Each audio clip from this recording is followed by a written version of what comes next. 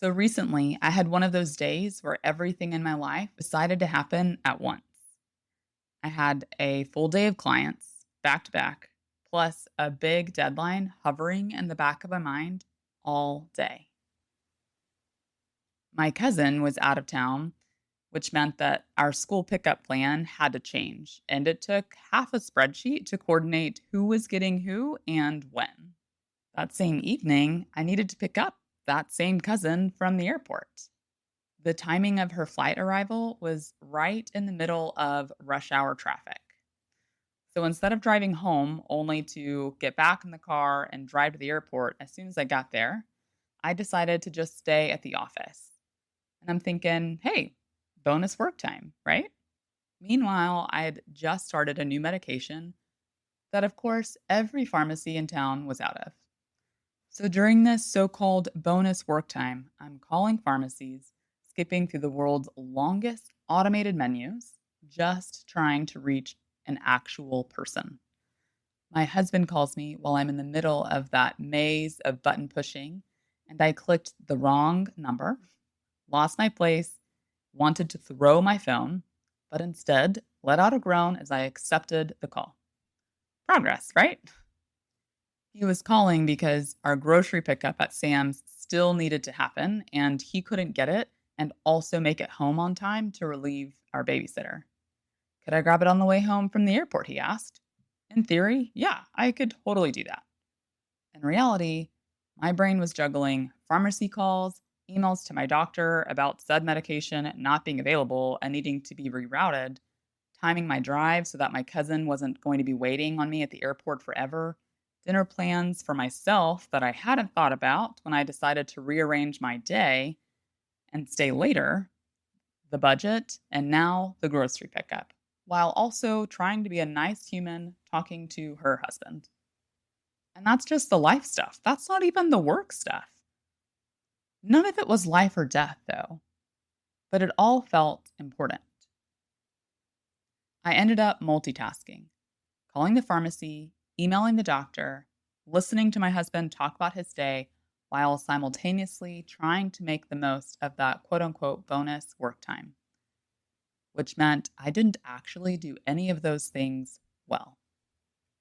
Slightly frustrated, I packed up my things, grabbed Chick-fil-A for dinner using reward points so I didn't bust our budget, navigated rush hour traffic, picked up my cousin, and then went home. The next day, my husband and I get home from work at the same time. He opened the trunk, and there they were, the Sam's boxes, and it hit me. I'd completely forgotten to pick up our groceries. A full 24 hours later, I remembered, and only because I saw them. It wasn't because I didn't care, it was because I was maxed out. Everything felt equally urgent, and my brain just dropped the least visible ball. And if you've ever had one of those weeks where you're juggling too many quote unquote first priorities, and your brain finally short circuits and misses something dumb, this do over is for you. You're managing what you always do, but your brain feels scattered and you just can't seem to pull it together. The Busy Brain Do-Over from Steady State Co. is your space to recover, reset, and restart, proud of how you show up again. Because you're not the problem, and you're not alone. Here, you'll find real tools and honest conversations to help you feel capable, steady, and like yourself again. Here's your host, Candace David, a fellow busy brain who believes life doesn't have to run perfectly to run well.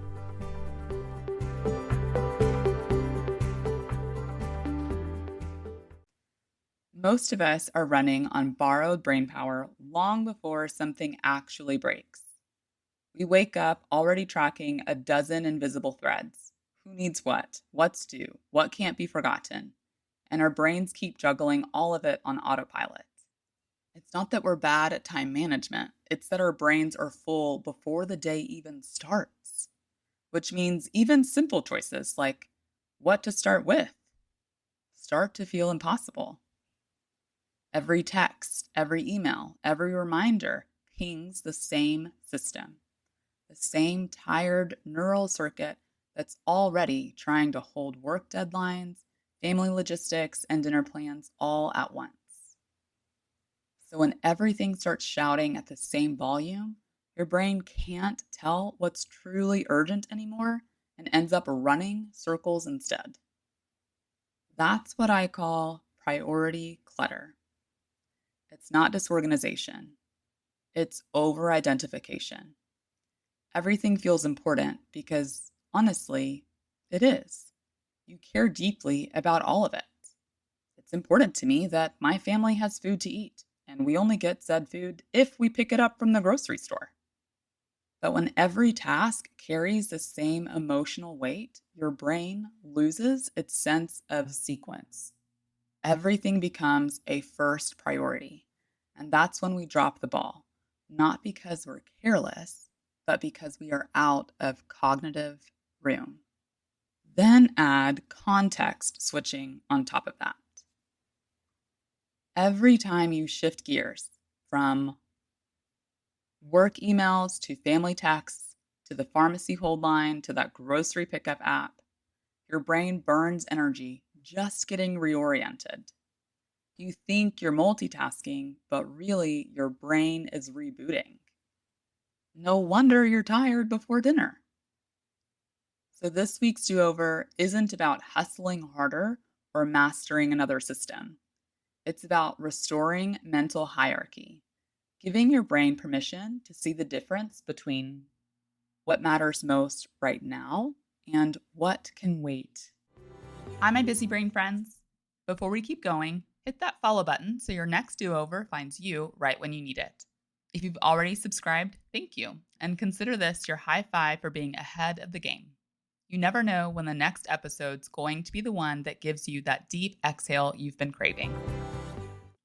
Let's talk about what to actually do when your day feels like mine did, when everything feels urgent and your brain can't pick a lane. I call this the priority reset. It's not about ranking your to do list from 1 to 10. It's about helping your brain quiet the noise and find clarity in motion so you can move again without the spinning. Here's a simple version you can try when the priority clutter hits. Step 1, stop the spin.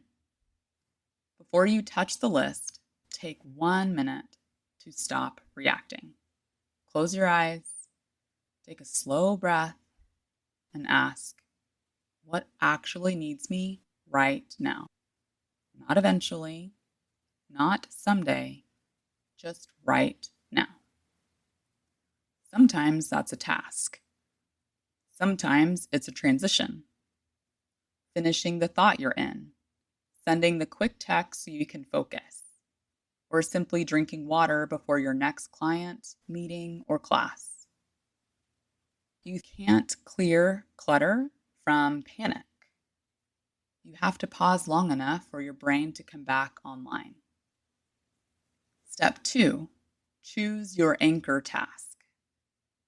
Look at your list and find one thing that, if done, makes other things easier or irrelevant. Not the biggest or most dramatic, the one that brings momentum or peace. I teach a deeper version of this in my course, but for now, think of your anchor task as your reset lever. It's what starts sorting the noise back into order. When everything feels equally important, your anchor task reminds you what's actually stabilizing, not just loud. Step 3, reorder the rest. Once you've moved that one anchor, don't go straight back into chaos mode. Ask, what matters next? Not most, next. This keeps you from slipping into perfectionism or the fix it all trap. You don't have to finish everything to regain control. You can reclaim sequence, one intentional move at a time. The full framework I teach walks through how to do this for your week, your projects, even your whole quarter. But this is where you start when the wheels are already spinning. Because prioritizing isn't about doing it all. It's about creating enough calm for your brain to see what deserves you now. Here's your permission slip for this week. You don't have to earn calm by finishing everything first. You don't have to prove your priorities by being busy. You're allowed to pause, reorder, and choose again, even in the middle of a mess. And I'll tell you something I've learned the hard way.